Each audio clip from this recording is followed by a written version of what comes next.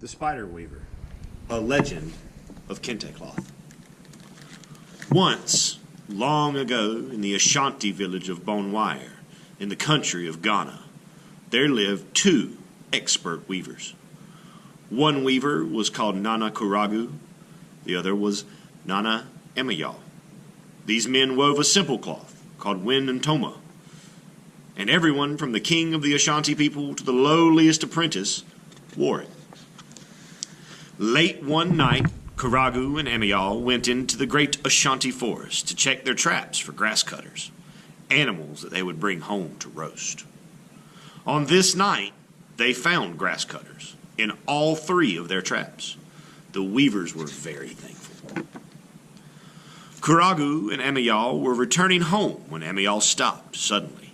The light from his lantern had fallen on an amazing sight, glowing like moonbeams against the midnight sky. "Come look, my friend," Emayal whispered to Kuragu. "I see a small miracle." The small miracle was actually a web, but never before had either of them seen such a wondrous design. Yet it had been woven with a single unbroken thread, a thread that was even finer than a strand of human hair. "Let's bring this treasure home with us to study," Kuragu whispered to Emayal. Emayal carefully detached the web from where it held fast to a banana tree, but as he did, the web collapsed, sticking to his fingers. "Oh, it is ruined!" Kuragu cried. "Now how will we ever learn to weave this beautiful design?" Saddened, the weavers walked home. Their discovery was lost forever. When the men entered the village at dawn, Emayal's wife, Afia, came out to meet them. Afia offered them a calabash filled with cool water to drink. Neither man spoke as he ate, and for this reason Afia could sense that something was wrong. "Please, tell me what troubles you," she said. "It is a beautiful web," her husband answered sadly. "When we tried to bring it home from the forest to study, it crumpled in my hands and was ruined." "Do you think you can find another one like it?" Afia asked quietly. Kuragu was doubtful. This web was very different, very special, and no creature ever spins the same web twice. "Perhaps that was a blessing," Afia suggested gently. "Though you cannot find the same web again, perhaps you can find the same weaver." And that is what Kuragu and Emayal set out to do.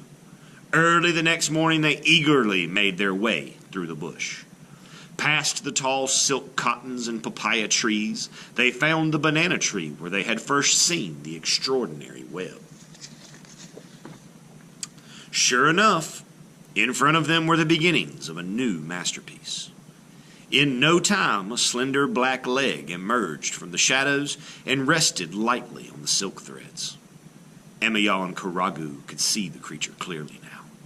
The master web weaver was a lovely, large, yellow and black spider. As soon as they saw the spider, the men felt terrible for wrecking the magnificent web the night before. Now they could see that the web was the beautiful spider's home. Longing to take the web home with them, the weavers looked at each other, but neither of them wanted to destroy the spider's home a second time. They were about to leave when the spider looked directly at them and began a weaving dance. Dip, twist, turn, and glide, the spider made her way across and back over the web. She moved like a woman dancing, regal, graceful. The spider wove on and on into the afternoon, and the weavers stood still in admiration as they watched her. At dusk, the tired but satisfied spider completed her creation. The spider moved sideways to the edge of her web, but before disappearing into the shadows, she turned in the direction of Emayal and Kuragu. In that brief moment, the men were quite certain she smiled at them. Then, in the blink of an eye, she was gone. The beautiful spider had shown the weavers how to weave new, intricate designs. What a wonderful teacher she had been. What a wonderful gift she had given them. With great joy, they returned to their village. In time, the weavers redesigned their looms so they could imitate the spider's weaving dance. At first, they copied her patterns in black and white thread. But soon they dyed their threads in bright colors and developed many new patterns themselves. And they named this new woven cloth Kente Win Ntoma, what today is commonly called kente cloth. Everyone in the village wanted to wear this new cloth, but at first, only the king of the Ashanti people wore it on special occasions. As time passed, others were allowed to wear the new cloth, too. Soon, the two weavers were well known across Ghana, and because of the spider's generous gift, they created designs and patterns that are still worn throughout the world today.